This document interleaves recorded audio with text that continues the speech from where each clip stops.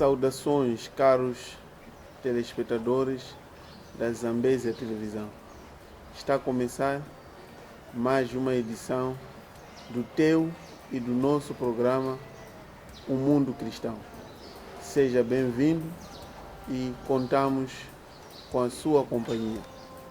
Para o dia de hoje, vamos falar sobre o Reino de Deus. Continuamos a trazer esse assunto tão importante. Na edição passada, trouxemos aqui algumas informações sobre o Reino de Deus.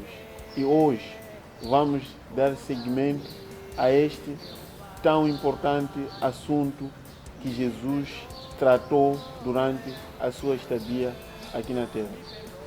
Por isso, vamos começar aqui por ler um texto que está em Romanos 14:17. Porque o reino de Deus não é comida nem bebida, mas justiça e paz e alegria no Espírito Santo. Aqui neste texto encontramos três aspectos que são realmente importantes quando se fala do reino de Deus.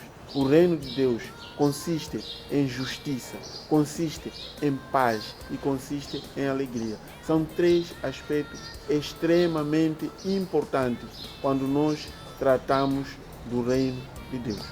E na parte inicial vai dizer que não se trata nem de comida nem de bebida, porque muitas vezes as pessoas têm tido uma intenção estranha quando se fala do reino de Deus. Vão ao reino, procuram a matéria do reino só para resolver aquilo que são os seus problemas, para resolver aquelas que são as questões que eles mesmos acham importantes. Para hoje, vamos aqui trazer uma parábola proferida pelo próprio Senhor Jesus, que é a chamada parábola do joio e do trigo, que está registrada em Mateus capítulo 13, a partir do versículo 24. Então vamos aqui ler alguns versículos que vão nos ajudar a perceber esta parábola. Outra parábola lhes propôs, dizendo: o reino dos céus é semelhante a um homem que semeou boa semente no seu campo. Mas, enquanto os homens dormiam, veio o inimigo, semeou o joio no meio do trigo e retirou-se. E, quando a erva cresceu e produziu fruto, apareceu também o joio. Então, vindo os servos do dono da casa e disseram: Senhor, não semeaste boa semente no teu campo? De onde vem, pois, o joio? Ele, porém, lhes respondeu: um inimigo fez isso. Mas os servos lhe perguntaram: queres que vamos e arranquemos o joio? Não, replicou ele, para que, ao separar o joio, não arranqueis também com ele o trigo. Deixai-os crescer juntos até a colheita. E no tempo da colheita, direi aos ceifeiros: ajuntai primeiro o joio, atai-o em feixes para ser queimado, mas o trigo recolhei-o no meu celeiro. Então, esta é a primeira parte dessa parábola. Está claro que Jesus vai comparar o reino dos céus com um homem que lançou uma boa semente, que é o trigo. Nós todos conhecemos o trigo, sabemos qual é a utilidade do trigo. Entretanto, enquanto o dono do campo dormia, num certo instante veio o inimigo, e o inimigo lançou uma outra semente, e essa semente é o joio. O joio tem uma aparência de trigo, mas não é o trigo.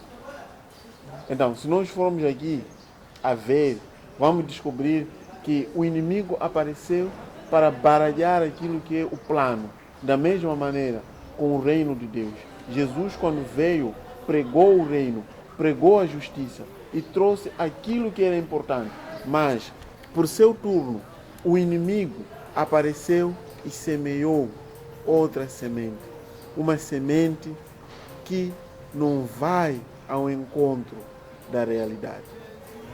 Numa tentativa de interpretação desta parábola, podem surgir várias ideias, mas Jesus nos ajudou, porque ele mais tarde trouxe aquilo que é o significado desta parábola. Ele nos traz o que significa esta parábola, porque se nós formos a ler aqui no versículo 36, ele vai dizer, está escrito, então, despedindo as multidões, foi Jesus para casa e chegando-se a ele, os seus discípulos disseram, explica-nos a parábola do joio do campo. Então, depois de proferir a parábola para muitas pessoas, para a multidão, ele foi a casa com os seus discípulos. E quando chegou em casa, os seus discípulos lhe perguntaram, explica-nos. Eles queriam saber qual é o significado da parábola do joio e do campo, que era para mais ou menos ficarem com a devida noção sobre o que Jesus estava a tratar. Então, para nós vermos o significado da parábola do joio e do trigo, voltamos na nossa segunda parte. Por enquanto, vamos a um breve intervalo e continue ligado à Zambésia Televisão.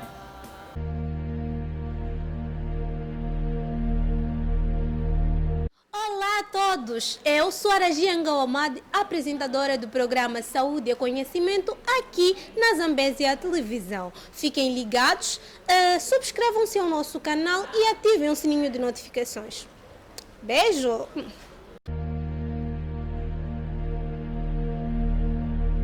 Estamos de volta para a segunda e última parte do nosso programa. E nesta parte, como dissemos, vamos trazer o significado da parábola do joio e do trigo, que é a parábola que nós estamos a estudar no dia de hoje. Em Mateus 13:37, ele respondeu, o que semeia a boa semente é o Filho do Homem. Nós dissemos que o Filho do Homem veio para trazer o reino de Deus. Então, ele trouxe a boa semente. Porque ouvimos na leitura, na nossa primeira parte, que um homem foi semear uma boa semente. Então, quem semeia a boa semente é o Filho do Homem, que é Jesus Cristo. E no versículo 38, o campo é o mundo. A boa semente são os filhos do reino e os joios são os filhos do maligno. Então, Jesus trouxe uma boa semente no mundo e esta semente é o trigo. Entretanto, o maligno, que é o diabo, veio, semeou outra semente, que de aparência é uma semente parecida com o trigo, mas não é o trigo. O joio foi trazido no meio do trigo. Significa que neste campo, chamado o mundo, existem duas sementes. A semente do trigo e a semente do joio. Em que muitas vezes, até na própria realidade da igreja, nós encontramos o joio e o trigo no mesmo espaço. Em que, por causa de serem sementes iguais ou parecidas, por causa de serem sementes parecidas, há uma probabilidade de se confundir. Porque eles depois perguntaram, os seus trabalhadores, podemos ir arrancar o joio para que o trigo fique à vontade? E se não, não podem fazer isso. Porque pode-se dar o caso de, no ato de estarmos a arrancar o joio, também o trigo ser estragado. Então, qual é a saída? A saída para Jesus é deixar as sementes crescerem juntas. Vão crescer. E no ato da colheita, vai se saber quem é quem. E aqui no versículo 39, o inimigo que semeou é o diabo. A ceifa é a consumação do século. E os ceifeiros são os anjos. Então aqui está claro. Quem é o inimigo? É o diabo, como nós dissemos. E o que é a ceifa? A ceifa é a consumação do século. É o fim do mundo. E os ceifeiros são os anjos que irão aparecer para fazer a ceifa. Muitas vezes as pessoas se iludem por causa das questões desse mundo, por causa da situação que se vive nesse mundo. Pensam que estarão aqui para sempre. Mas esse intervalo que nós estamos aqui é um tempo que Deus nos dá para podermos tomar decisões cruciais para a nossa vida.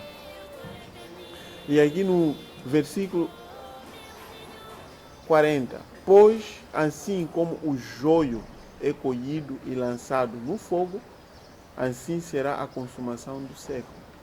Porque ninguém, depois de colher o seu trigo, vai pegar joio para guardar. O joio será lançado no fogo. Com que finalidade? Para ser queimado. O joio será queimado. E mandará o Filho do Homem, os seus anjos, que ajuntarão do seu reino todos os escândalos e os que praticam iniquidade. Todos aqueles que praticam iniquidade serão queimados. E os lançarão na fornalha acesa. Ali haverá choro e ranger de dentes. Porque algumas pessoas confundem a questão da graça e da permissividade. Estamos a viver no tempo da graça, mas não significa que vale tudo. Há normas, há princípios, há mandamentos que nós precisamos seguir. Nós só desfrutamos da graça do reino de Deus através do nosso encontro com o Senhor Jesus Cristo. E não é possível alguém ter um encontro com o Senhor Jesus, entrar no reino de Deus e as suas obras continuarem as mesmas. Então, há que acontecer a mudança de ações, a mudança de comportamento, a mudança de mentalidade, a mudança de atitude. A pessoa passa a ser diferente em todos os aspectos. E no último versículo está escrito: então os justos resplandecerão como o sol no reino de seu Pai. Quem tem ouvidos para ouvir, ouça. Então, Jesus deixa claro que no último dia o joio será separado para o inferno, enquanto que o trigo será levado para o reino do seu Pai. Então, o momento em que é possível emigrar é este. O momento de fazer uma autoavaliação. Jesus disse: quem tem ouvido para ouvir, ouça. Os nossos ouvidos devem ter alguma função.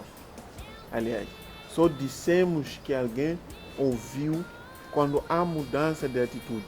Quando a pessoa consegue fazer uma transformação, começa a viver de uma maneira diferenciada. Quando vive de forma diferente, percebe-se que realmente houve mudança de comportamento.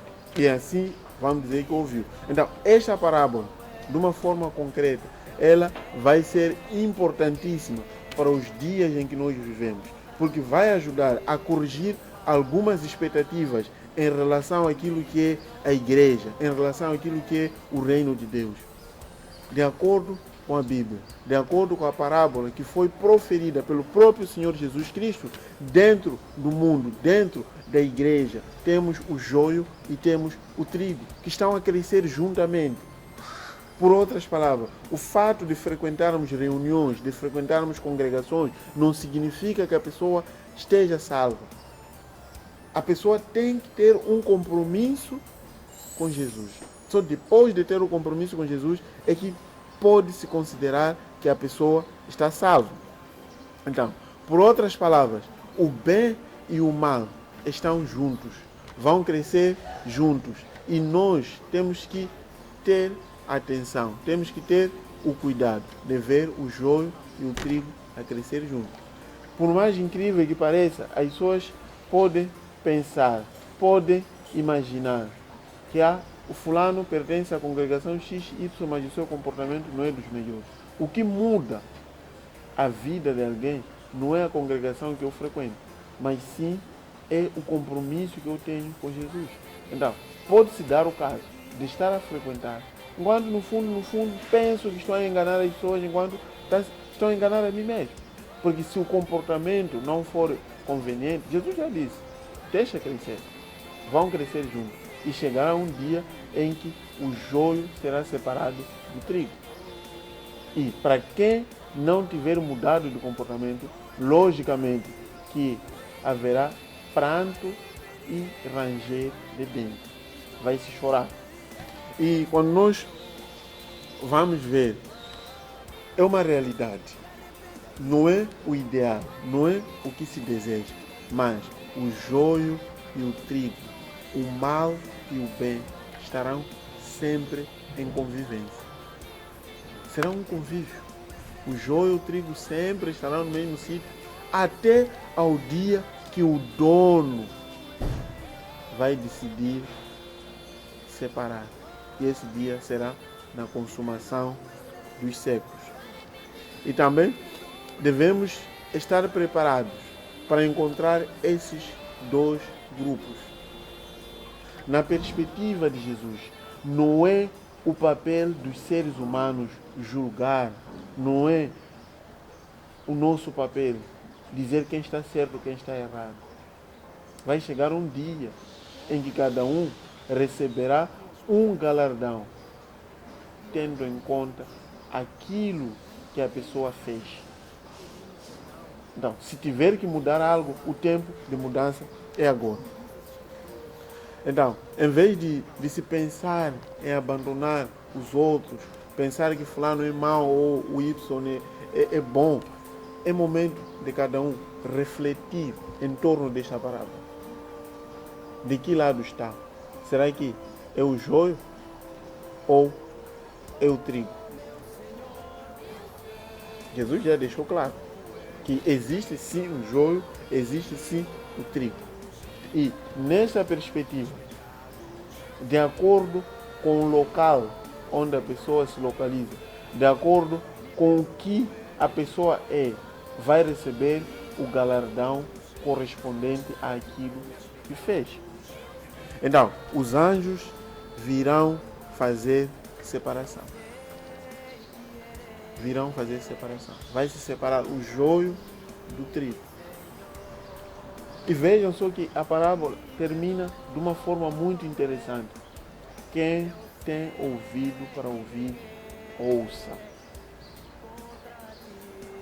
Ouvidos servem para ouvir. Ainda que os ouvidos estejam diretamente ligados às orelhas, mas a função primordial é ouvir. Não é para pendurar óculos ou para fazer outras questões. O que é importante é ouvir. E só sabemos que alguém ouviu quando há mudança de comportamento e mudança de atitude. O próprio Senhor Jesus Cristo falou: nem todos que dizem Senhor, Senhor entrarão no reino dos céus, mas aqueles que fazem a vontade do meu Pai. Então, se nós queremos entrar no reino dos céus, temos que fazer a vontade de Deus. Porque se não fizermos a vontade de Deus, a nossa vida não vai servir para nada. Vamos passar por várias situações, vamos passar por vários cenários para, no último dia, Jesus dizer: não te conheço. Então, se é joio ou trigo, o maior profeta da sua vida é você mesmo. O maior profeta da minha vida sou eu mesmo. Então, o tempo que existe para mudarmos de comportamento, para mudarmos de atitude, para deixar o Espírito Santo nos transformar, é hoje. E deixamos este desafio para cada um. Deixar de ser joio e passar a ser trigo. Porque a esperança que Jesus trouxe é uma esperança para o trigo, para aqueles que fazem a vontade de Deus. De hoje em diante, comprometa-se em fazer a vontade de Deus. E só assim é que será um cidadão do reino, que vive de acordo com as normas do reino e que tem uma mentalidade do reino, uma mentalidade voltada para glorificar a Deus, sabendo que o Senhor Jesus é o Rei sobre todas as nossas vidas. Então, deixe Jesus governar a sua vida. Termina mais um programa, O Mundo Cristão. Até a próxima.